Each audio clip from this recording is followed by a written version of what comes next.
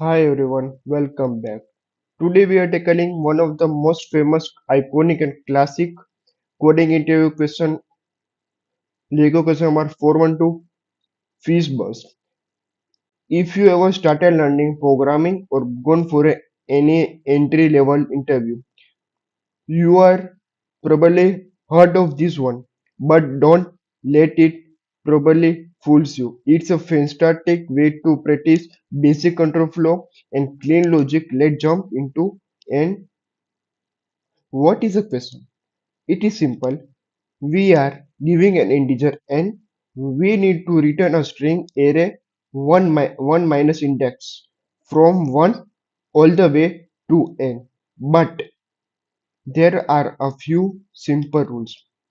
First rule, if a number is divisible by both 3 and 5, instead of the number, we return the string FizzBuzz. Second, if a number is only divisible by 3, we return Fizz. Third, if it is only divisible by 5, we return Buzz. And finally, if it is not divisible by either 3 or 5, we return the number itself as a string.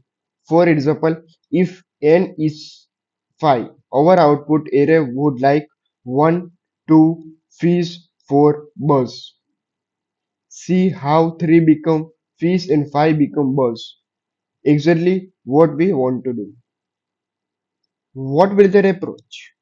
The key mathematical tool, we use the modulus operator. The modulus operator return the remainder of a division.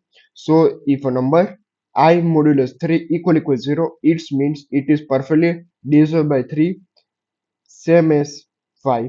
Now here is a golden rule of FizzBuzz. The order of your check matters. Think about the number 15. If it's divisible by 3 and it is also divisible by 5.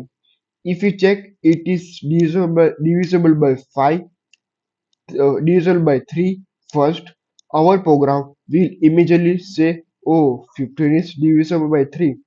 Let output fizz and move on. We would miss the fact that it is also divisible by 5 and also have been fizz bus. To avoid this bug, we must always check the most representative condition first, divisible by both 3 and 5. What will be the time complexity? 0 n. We run a single loop from 1 to n. In each illustration, we do constant time 0 1. Space complexity 0 1, which only use a vector to store the final answer, which is relative by the problem statement itself. So no extra memory is been wasted. Now I will do the code. After that I will explain how the code work.